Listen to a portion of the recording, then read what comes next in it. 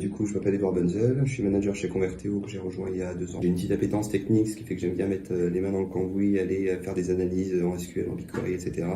Du coup, j'ai cette sensibilité un peu pour les outils un peu qui apportent de la plus-value par rapport à l'écosystème classique qu'on peut voir chez nos clients. Et c'est là que j'ai été amené à vous rencontrer, à voir un peu ce que Datama faisait et qu'on a été amené à l'implémenter chez Engie et chez 2 clients. Du coup, il y a un peu 2 cas d'usage qui peuvent se rejoindre aussi. C'est le côté, soit on se focalise plus sur les métriques et la vue un peu de tunnel et ces beaux de vue un peu waterfall où on voit les gens qui arrivent, qui rentrent dans le tunnel, qui sortent du tunnel, etc.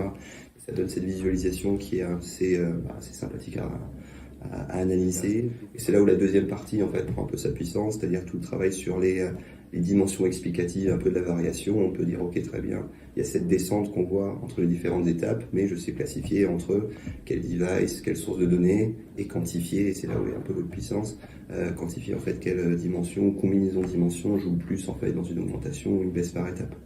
Du coup, si on devait comparer à ce qu'on fait classiquement un peu chez Converteo lorsqu'on suit une évolution d'indicateurs comme ça, souvent on peut être amené à faire ça sur Data Studio, changer la plage de date pour comparer, changer la source en fil pour comparer, mais il faut toujours un peu switcher un peu de gauche à droite.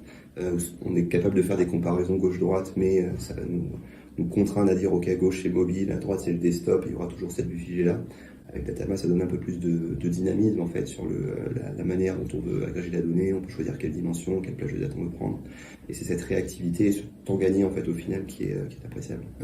En première approximation, oui. Après, quand on commence à rentrer pas mal de dimensions dans Datama, je pense pas que ce soit quelque chose qu'on soit capable de répliquer, ou peut-être oui, mais avec beaucoup de temps et de la connaissance statistique derrière, parce que c'est ce qu'il y a derrière un peu c'est ce qu'il y a sous le capot de Datama. Oui, tout à fait. Après, c'est toute la partie en amont de l'arrivée sur le site, c'est-à-dire, ok, on a le tunnel, mais on regarde c'est quel device, c'est quelle source de données. Ça nous permet de voir un peu comment évolue notre trafic et notre taux de conversion.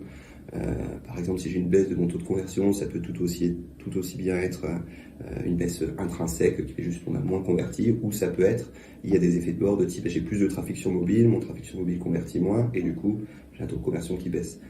Et du coup, c'est la capacité un peu automatique de Datama à détecter un peu les facteurs d'évolution principaux qui nous permet de gagner du temps derrière et pas d'aller checker chaque device.